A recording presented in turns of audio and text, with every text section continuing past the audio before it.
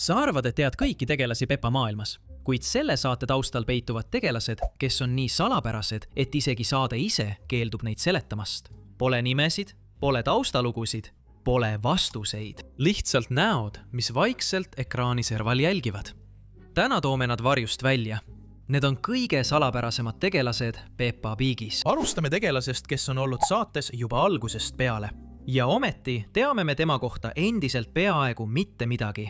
Candy Cass. Ta on olnud Peppa Pigis esimesest päevast alates.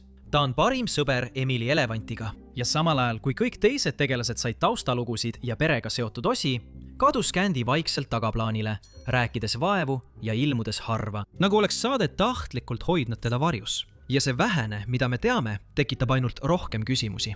Tema isa peab pagarikoda. Tema ema töötab graafilise disainerina samas kontoris, kus issi põrsas. Ta ei ela isegi mäe otsas majas nagu kõik teised. Ta elab korteris linnas. Tegelase kohta, kes on siin olnud juba esimesest hooajast alates, tundub see vaikus midagi varjavat. Nüüd räägime vanaisa jänesest ehk Reggist. Ja see on juba kahtlane, sest Peppa Pigis me ei saa peaaegu kunagi teada täiskasvanute eesnimesid. Miks me siis tema oma teame? Üksi majakas mere ääres elades, ümbritsetuna vanaraua hunnikust, mis on täis igasuguseid leiutisi, on vanaisa jänes alati tundunud tegelasena, kellel on palju saladusi. Ta armastab juustu, mitte porgandeid. Ta ehitab imelikke masinaid, mida keegi kunagi ei sea kahtluse alla. Ja ta reisib igale poole energiaga, mis on omane poole nooremale inimesele. Aga siin on kõige kummalisem osa. Osas mere aare leiab Peppa rannalt pudeli, mille sees on kiri, mille vanaisa jänes ise kirjutas üle 100 aasta tagasi. Nii et Reggie on vähemalt 100 aasta vanune, kuid ta ronib ikka veel mägedes, uurib koopaid ja juhib paate, nagu see oleks tühiasi. Saade ei selgita seda kunagi. See lihtsalt liigub edasi, nagu oleks see täiesti normaalne. Nüüd on siin üks salapärane tegelane, kes peidab end igas episoodis. Jutustaja. See rahulik, kõike teadja hääl, mis juhatab meid läbi Peppa maailma. MS-iga töötab oma arvutiga. Aga kes see on? Sest see hääl ei kirjelda ainult toimuvat. See teab, mida tegelased mõtlevad. See teab, mida nad tunnevad. Ja mõnikord vihjab see isegi sellele, mis kohe juhtuma hakkab, enne kui see juhtub. Tegelased ei tunnista seda kunagi. Nad ei kuulegi seda. Niisiis, kes see hääl on? Peidetud tegelane? Või midagi palju kummalisemat? Keegi ei tea. Nüüd, siin on midagi, mida sa võib-olla ei tea. Enne kui Pedro Pony üldse olemas oli keegi teine, tegelane nimega Penny Pony. Ja ta pidi algselt olema üks Peppa Pigi põhitegelastest. Plaan oli lihtne. Üks poni Peppa sõprade hulgas. Kuid enne kui saade eetrisse jõudis, tegid loojad muudatuse. Nad vahetasid Penny välja ja asendasid ta Pedro Ponyga. Ja niimoodi oligi Penny kadunud. Või vähemalt nii kõik arvasid. Sest aastaid hiljem ilmus Penny vaikselt taustategelasena uuesti välja. Ja kui ta ilmub episoodis Täiuslik päev, jookseb ta kaubanduskeskuses ringi. Ema ajab teda taga. Tal on iseloomu. Tal on energiat. Ja ta on selgelt teist värvi kui Pedro, mis välistab selle, et nad oleksid sama tegelane. Kes ta siis Pedrole on? Nõbu? Kauge sugulane?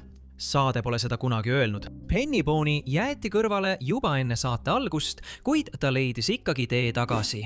Nüüd räägime ühest kõige enam arutatud taustalapsest kogu fännkonnas. Episoodis Härra Kartuli jõuluetendus. Kui sa vaatad etendust jälgivat publikut, märkad laste seas vaikselt istuvat noort lehma. Ta ei ütle ühtegi sõna, ta vaevu liigub ja on kadunud enne, kui sa teda märkadki. Kuid sellest ühest ilmumisest piisas, et kogu fännkond alustaks põhjalikku uurimist. Fännid otsustasid teda kutsuda Carol lehmaks. Ja siin läheb asi huvitavaks. Carol on tegelikult ilmunud ametlikel Peppa Põrsa toodetel, mis tähendab, et ta pole lihtsalt juhuslik taustategelane. Ta on päris. Ta on kaanonis olemas. Ja mõned fännid on teda isegi märganud koos proua lehmaga poes ostlemas. Teises episoodis, mis on viinud populaarse teooriani, et Carol on proua lehma tütar. Aga kui see oleks tõsi, siis miks teda polnud kohal, kui härra Sõnn abiellus proua lehmaga pulmapäeva episoodis? Carol Lehm jääb üheks selle saate kõige märkamatumaks, ent põnevamaks mõistatuseks. Kohe Caroli kõrval selle sama jõulusaate publikus on väike must kassipoeg, kes pole kunagi üheski teises episoodis ilmunud.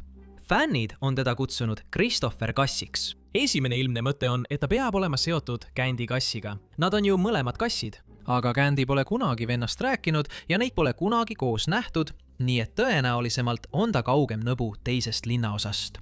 Aga siin tulebki kummaline osa. Täiesti teises episoodis on veel üks must kass, noor tüdruk, kes libiseb ringi juustuteemalises lõbustuspargis. Fännid kutsuvad teda Claire Kassiks ja tema ning Christopheri sarnasus on nii suur, et paljud usuvad, et nad on õed-vennad. 2 salapärast musta kassi. 2 täiesti erinevat episoodi ja mitte ühtegi selgitust saatelt. See on nagu nad eksisteeriksid Peppa maailma äärealadel, astudes aeg-ajalt sisse ja siis jälle kadudes. Nüüd räägime Susie lamba isast. Mõtle selle peale. Me oleme kohtunud tema emaga. Me oleme kohtunud tema vanaemaga. Me oleme isegi kohtunud tema nõbu Charlottaga, aga tema isa mitte kordagi. Isegi mitte tagasivaates. Saates, kus igal perel on ema ja isa, on Susie isa täielik puudumine tõesti kummaline. Ja teooriad selle kohta, kuhu ta kadus, on veelgi kummalisemad. Mõned fännid usuvad, et ta on tegelikult jutustaja. Kummituslik kuju, kes jälgib Susiet eemalt piisavalt lähedal, et kõike näha, kuid kunagi ei saa päriselt kohal olla. Teised arvavad, et ta on välismaal töötav spioon, mis seletaks Susie ankrumustriga pitšaamasid kui peent vihjet, et tema isa on kusagil merel. Ja mõned inimesed usuvad täiesti tõsiselt, et ta on jõuluvana, mis ausalt öeldes seletaks kvaliteetsed mänguasjad. Tõde? Keegi ei tea. Aga saates, kus perekond on kõige tähtsam, muudab tema puudumine ta üheks Peppa põrsa suurimaks mõistatuseks.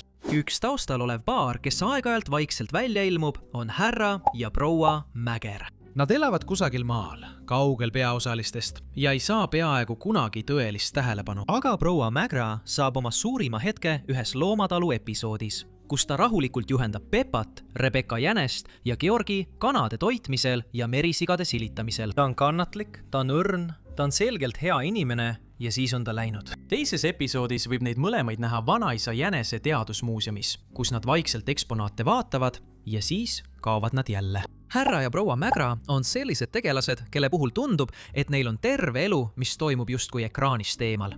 Aga saade ei lase meil seda kunagi näha. Nüüd on järgmine natuke teistsugune, sest see salapärane tegelane ei ole üldse Peppa maailmast pärit. Seab pere reisil Ameerikasse, kui vaadata taustal olevat Times Square'i ekraani, näeb seal midagi ootamatut. Ben ja Holly, täiesti eraldi saatest nimega Benny ja Holly väike kuningriik, ilmuvad ekraanile justkui oleksid nad osa suurest lavastusest. Ja sellega asi ei piirdu. Osas Elas kord ilmub printsess Holly taas Peppa loetava muinasjuturaamatu kaanel, mida ta loeb George'ile.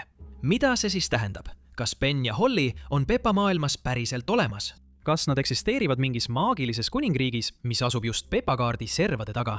Mõlemal saatel on samad loojad, mis ilmselt seletab, miks need sarjade vahelised viited ikka ja jälle ilmuvad.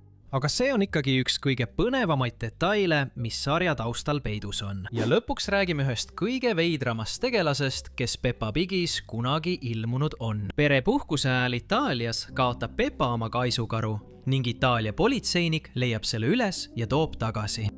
Aga siis juhtub see jälle.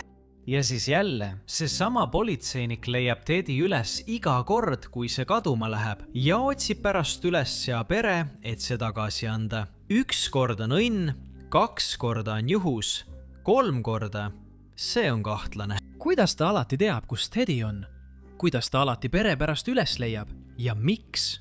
Riigis, kus seapere ei tunne kedagi, ilmub pidevalt välja just see üks konkreetne politseinik. Ta kaob saatest kohe, kui puhkus lõpeb ja teda ei mainita enam kunagi. Aga Itaalia politseiniku mõistatus, kes alati kadunud Teddy üles leiab, on üks detail, mida, kui oled seda kord märganud, ei saa enam kunagi märkamata jätta. Nii et selline see ongi. Milline neist üllatas sind kõige rohkem? Anna meile kommentaaridest teada. Ja nagu alati, kohtume teiega järgmises videos.